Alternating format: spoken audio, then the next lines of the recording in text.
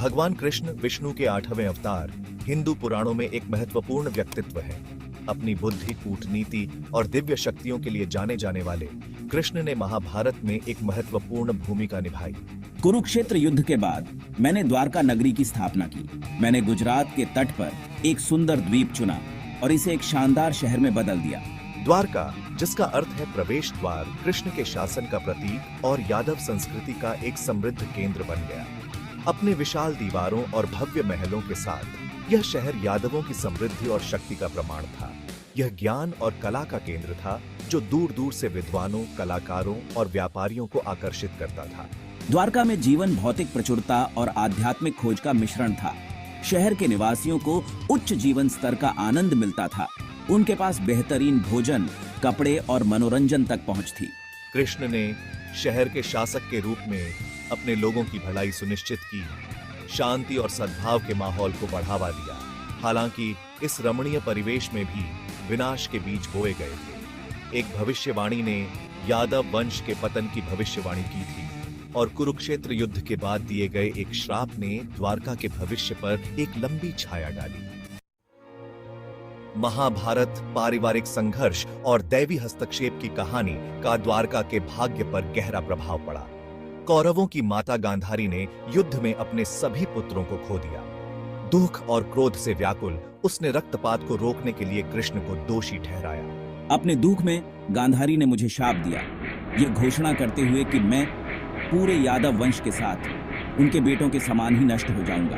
एक दुखी मां के दुख के भार से लदा यह श्राप कृष्ण और द्वारका पर एक काले बादल की तरह लटका हुआ था। आसन्न कयामत के बावजूद द्वारका में जीवन चलता रहा। साल बीतते गए और यादवों की एक नई पीढ़ी का उदय हुआ जो भविष्यवाणी और उनके भविष्य पर मंडरा रहे श्राप से अनजान थी। वे अपनी समृद्धि का आनंद लेते थे। उनके दिल गर्व और कुछ लोगों का तर्क है कि अहंकार से भरे हुए थे। जैसे जैसे समय बीतता गया, द्वारका में अशुभ घटनाओं की एक श्रृंखला शुरू हो गई। प्राकृतिक आपदाएं जो कभी दुर्लभ हुआ करती थीं, आम हो गईं। एक बार उपजाऊ भूमि से कम फसल हुई और शहर में बीमारी फैल गई। इन आपदाओं की व्याख्या आसन्न कयामत के संकेत के रूप में की गई, जो गांधारी के श्राप की याद दिलाती थी। भविष्यवाणी को जानकर और संकेतों को पहचानकर मुझे पता था कि द्वारका के डूबने का समय निकट है। मैंने यादवों को शहर छोड़कर कहीं और शरण लेने की सलाह दी। हालांकि अपने अभिमान और अहंकार में अंधे होकर उन्होंने कृष्ण की चेतावनियों को नजरअंदाज कर दिया और अपने प्रिय शहर में ही बने रहना चुना। अपरिहार्य को स्वीकार करते हुए कृष्ण ने द्वारका और नश्वर दुनिया से प्रस्थान करने का फैसला किया। मैं समझ गया था कि श्राप अपना काम कर रहा है और मेरी उपस्थिति यादवों के इंतजार कर रहे भाग्य को नहीं बदलेगी। भारी मन से मैंने अपने शहर और अपने लोगों को विदाई दी, उन्हें अपने भाग्य का सामना करने के लिए छोड़ दिया। और इसलिए कृष्ण ने द्वारका छोड़ दिया। उनका हाव भाव उदासी और त्याग का मिश्रण था, क्योंकि शहर तूफानों और बाढ़ से घिरा हुआ था, जो उसके अंत की शुरुआत का प्रतीक था।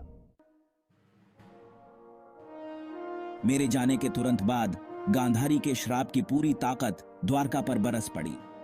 कुछ ग्रंथों में एक विनाशकारी घटना के रूप में वर्णित एक भयानक भूकंप के बाद सुनामी आई, जिसने शहर को हिलाकर रख दिया। एक बार अभेद्य दीवारें ढह गईं और शानदार महल मलबे में तब्दील हो गए। समुद्र, जो कभी द्वारका के लिए जीवन और समृद्धि का स्रोत था, उसके खिलाफ हो गया और पूरे शहर को निगल गया। यादव अपने अहंकार और इनकार में फंस गए। उनका अंत हो गया जब लहरें उन पर टूट पड़ीं। पलक झपकते ही समुद्र के नीचे गौरवशाली द्वारका नगरी गायब हो गई, केवल किंवदंतियों और यादों को पीछे छोड़कर। द्वारका का डूबना अभिमान के खतरों और भौतिक संपत्ति की नश्वरता के बारे में एक सतर्क कहानी के रूप में कार्य करता है। यह हमें याद दिलाता है कि सबसे शक्तिशाली और समृद्ध सभ्यताएं भी भाग्य की ताकतों और हमारे कार्यों के परिणामों से सुरक्षित नहीं हैं। सदियों तक द्वारका की कहानी को एक मिथक माना जाता था, पीढ़ी दर पीढ़ी चली आ रही एक कहानी। हालांकि हाल के दशकों में पुरातात्विक खोजों ने इस पौराणिक शहर के अस्तित्व पर प्रकाश डाला है। गुजरात के तट पर पानी के भीतर की खुदाई से जलमग्न संरचनाएं, मिट्टी के बर्तनों के टुकड़े और अन्य कलाकृतियां मिली हैं जो प्राचीन काल की हैं।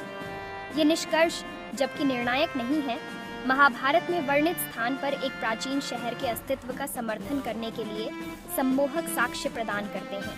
द्वारका की खोज ने कहानी में रुचि को फिर से जगा दिया है, मिथक और इतिहास के बीच की रेखाओं को धुंधला कर दिया है। आज द्वारका नाम का एक आधुनिक शहर प्राचीन शहर के स्थल के पास स्थित है। यह हिंदुओं के लिए एक प्रमुख तीर्थ स्थल है जो कृष्ण को श्रद्धांजलि अर्पित कर